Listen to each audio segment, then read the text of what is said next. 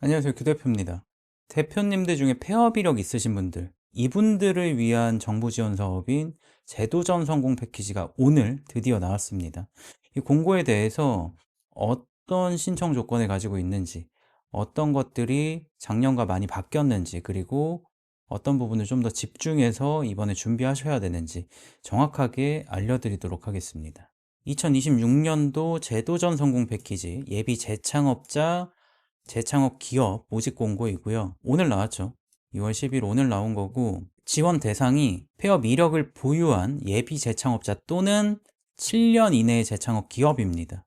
그래서 실제로 예비 창업자와 재창업 기업을 별도로 구분해서 TO를 구성했다라는 거. 지원 내용을 보면 사업화 자금 평균 6,700만 원, 최대 1억 원 지원을 하고 있습니다. 그리고 조금 특이한 게 심리 치유와 실패 원인 분석, 그리고 맞춤형 멘토링, 투자 연계와 같은 것들이 지원 교육 프로그램으로 진행된다고 합니다. 심리치유라는 게 이번에 추가된 것 같아요. 그리고 선정 규모는 총 185개사로 전체 지원 대상자 중에 청년 대표님들을 40% 내외로 우선 선정한다고 합니다. 예비 재창업자와 업력 3년 이내의 기업을 80%를 우선 선정한다고 해요. 한마디로 3년 이상 그리고 7년 미만의 기업들은 전체 비율에서 20%밖에 차지하지 않는다라는 얘기입니다. 결국 이번 지원 사업의 좀 핵심은 예비 재창업자들을 많이 지원을 해주겠다라는 거고요. 작년까지 있었던 IP 전략형 유형이 사라졌어요.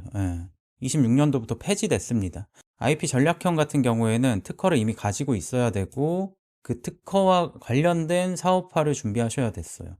근데 올해부터는 폐지됐습니다. 주관기관이 총 6개가 있는데 수도권 같은 경우에는 서울창조경제혁신센터, 인천대학교가 있고 비수도권은 호서대학교, 경북대학교, 한국세라믹기술원, 원광대학교가 있습니다. 실질적인 선정 규모로만 보면 수도권에서 74개 팀, 그리고 비수도권에서 111개 팀을 뽑고 있어요. 다만 신청하실 때 주의하셔야 되는 게 이미 기업을 설립하신 재창업 기업의 경우에는 본점 소재지에 해당하는 권역으로 주관기관을 선택하실 수 있습니다. 한마디로 서울 수도권 제외하고는 주관기관을 선택하실 수가 없어요. 이미 해당 지역으로 결정이 되어 있습니다. 근데 예비 재창업자 같은 경우에는 어디 지역에서 사업자를 설립할지 결정하기에 따라서 해당 권역을 선택하실 수 있다라는 거예요. 수도권으로 갈지, 강원 충청으로 갈지, 대경권으로 갈지, 동남권으로 갈지 선택하실 수 있습니다. 다만 그렇게 주관기관을 선택하시는 순간 선정이 되시면 해당 지역에서 실제 사업을 하셔야 돼요. 사업자 등록증상의 지역을 동남권으로 신청하시면 동남권으로 사업자 설립을 하셔야 됩니다. 이걸 안 하실 경우에는 협약 위반이라고 체크를 해서 사업비 환수랑 참여 제한이 이루어진다고 합니다. 이 부분은 잘 한번 보고 체크를 하시면 좋을 것 같고, 그럼 주관기관 어디를 선택하는 게 도대체 뭐가 다르냐? 주관기관마다 특징이 뭐가 있냐? 제가 뒤에서 다시 한번 설명을 해드릴게요. 신청 자격 조건을 다시 한번 설명드리면 예비 재창업자의 경우 사업 공고 직전일까지, 어제죠, 2월 9일까지 중소기업을 사업자를 폐업한 자로서 협약 종료 1개월 이전까지 사업자 등록이 가능한 자라고 되어 있어요. 그리고 이게 단순히 2월 9일까지 사업자를 폐업했다고 조건이 되는 게 아니라 공고의 기준으로 신청자 명의의 사업자 등록이나 법인 설립 등기가 되어 있지 않으셔야 됩니다. 사업자가 없으셔야 돼요. 사업자를 여러 개 가지고 계시는데 그 중에서 하나만 폐업했다고 되는 게 아니라 지금 현재 예비 재창업자로 들어가시려면 사업자가 아예 없으셔야 됩니다. 재창업 기업은 중소기업을 폐업하고 새로운 중소기업을 설립한 지 7년이 지나지 아니한 기업입니다. 한마디로 19년도 2월 10일 이후에 재창업한 기업의 대표가 신청 가능하다라는 거예요. 이 재창업을 했다라는 사업 개시일의 기준은 개인 사업자 같은 경우에는 사업자 등록증상에 기업 연월일로 체크를 하고요. 법인 사업자 같은 경우에는 법인 등기부 등본상에 법인 설립 등기일로 기준을 잡고 있습니다. 이 부분은 7년 미만에 아슬아슬하게 걸치시는 대표님들은 명확하게 이 두 가지 체크해 보시면 좋을 것 같아요. 접수 기간이 3월 4일 수요일 16시까지인데 정작 이 3월 4일이 다른 지원 사업들도 굉장히 많이 마감하는 날이거든요.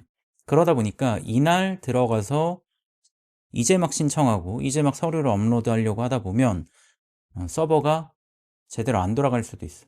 신청이 안 될 수도 있다라는 얘기겠죠. 그래서 마감일 2, 3일 전에는 미리 가입하시고 신청하셔서 최종 접수하기 직전 단계까지 작성을 해 두시는 게 좋아요. 그 제도전 성공 패키지는 처음에 신청하실 때 준비하실 서류가 생각보다 간단합니다. 사업 신청서 한 장, 온라인으로 입력하는 거라서 별도로 준비하실 필요는 없고요. 신청하실 때 바로 작성하시면 돼요. 그리고 미리 준비하실 게 사업 계획서. 사업 계획서는 미리 준비를 하셔야 되고, 가점 증빙 서류, 해당하신 경우에는 가점 증빙 서류를 미리 준비를 하실 필요가 있습니다. 그 외에 신분 확인 서류나 사업자 등록 증명원 같은 경우에는 마이데이터 동의를 하시면 굳이 별도로 제출하실 필요가 없어요. 이 부분은 체크하셔서 조금 더 쉽고 간단하게 진행하시면 좋을 것 같습니다. 제도전 성공 패키지 사업계획서 준비하시면서 많은 대표님들이 상담 문의가 오세요. 그 중에서 거의 소설을, 폐업 사유에 소설을 쓰시는 분들이 있으시더라고요. 근데 사실 제도전 성공 패키지는 실패를 이쁘게 포장하거나 미화하는 게 아니라 폐업하신 경험들을 도대체 어떤 원인 때문에 폐업을 하시게 된 건지, 구조적으로 얼마나 정리가 잘 되어 있는지를 보여주셔야 돼요. 예를 들어 코로나 때문에 시장이 좀 안 좋아서 망했습니다, 사업을 접었습니다, 이 정도로 표현하면은 약해요. 평가위원이 사실 좋아하는 내용들은 어떤 의사결정이 문제였는지, 어떤 지표를 놓쳤는지, 그렇다면 이번에는 유사한 상황들이 발생했을 때 그런 상황을 어떻게 막을 건지, 단순히 실패 이유만 설명하는 게 아니라 위기 상황이 왔을 때 이 리스크를 어떻게 관리할지 방안들을 내세우는 게 더 중요합니다. 그리고 이번 아이템이 과연 얼마나 연관되어 있느냐도 중요해요. 제도전 자체가 완전히 새로운 시작이 아니라 이전 경험이 다음 도전에서 성공 확률을 높일 수 있는 어떤 근거가 되는지 혹은 경험이 되는지를 보여주는 게 좋습니다. 그래서 사업계획서에 이전 경험이 이번 사업에서 어떤 자산으로 전환됐는지를 반드시 보여주셔야 돼요. 그리고 사업계획서의 PSST 항목들만 중요하게 생각하시고 작성을 하시는 분들이 계시는데, 폐업 사실에 대한 이유와 근거와 앞으로의 해결 방안들도 깔끔하게 정리를 해주셔야 돼요. 실패 요약을 한 줄로 먼저 정리를 해보시고, 실패 원인을 3개의 구조로 분해를 해서 정리를 해보시면 좋습니다. 뭐 예를 들어 시장이나 제품이나 채널이나 재무, 팀, 이렇게 이제 여러 가지 요소들 중에 한 3개 정도만 골라서 사실 중심으로 작성을 해주신 뒤에 이번 제도전에서 고객 정의가 바뀌었다든지, 판매 채널이 바뀌었다든지, 자금 관리 방식이 바뀌었다든지, 실제 실패 원인을 바탕으로 앞으로 어떻게 진행할지 방법을 바꾸시는 게 필요해요.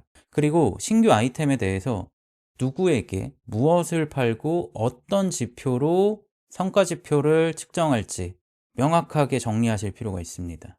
앞에서 기관 선택에 대한 얘기들을 드렸는데, 기관은 실제로 이런 특징들이 있습니다.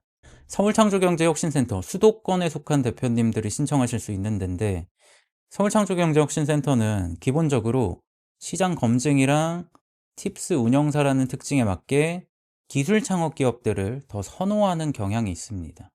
그리고 인천대학교의 경우에는 집중적으로 육성하는 분야가 명확해요. AI, 빅데이터, 바이오, 스마트시티, 융복합 환경, 이렇게 진행을 하고 있기 때문에 수도권에 있으신 대표님들은 어디로 지원할지 고민하실 때 이런 집중 분야 한번 체크를 해보시면 좋을 것 같고, 강원 충청권을 맡고 있는 호서대학교 같은 경우에는 유망기술 기반의 사업 아이템을 더 선호하는 경향이 있습니다. 호남권의 원광대학교 같은 경우에는 그린바이오, 글로벌, 식품 관련된 아이템들을 선호하는 경향이 있어요. 그리고 대경권의 경북대학교 같은 경우에는 생존 역량을 강화하는, 그리고 자금 조달 중심의 실질적으로 매출 성장이나 시장에서의 성장이 이루어질 수 있는 팀들을 더 선호하는 경향이 있습니다. 그리고 마지막으로 동남권의 세라믹 기술원 같은 경우에는 기본적으로 기술 창업 기업들을 더 선호해요. 연구 개발이나 뭐 시험 분석, 평가, 인증 같은 것들이 들어가는 기술 창업 기업들의 경우에는 세라믹 기술원 쪽으로 신청을 하시는 게 더 유리할 수 있다는 거 알려드립니다. 정리하자면 이번에 나온 2026년도 제도전 성공 패키지는 확실하게 예비 창업자들을 더 많이 지원해 주겠다라는 의도가 보여요. 그리고 제도 전성공 패키지에 청년의 참여율이 적다 보니까 이 청년 참여율을 높이기 위해서 청년 예비 창업자들의 모집 비율을 강제로 끌어올리기 위해 40% 가량을 우선 선발하겠다라고 하는 사항들도 있었습니다. 최대 1억 원이라는 지원 금액만 봤을 때는 예비 창업 패키지나 창업 중심 대학이나 제도 전성공 패키지나 다 비슷해 보일 수 있겠지만 실제로 경쟁률이 예비 창업 패키지보다 제도 전성공 패키지가 훨씬 낮아요.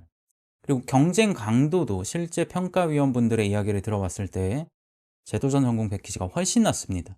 이런 점들을 고려했을 때 만약에 내가 폐업을 한 경험이 있다.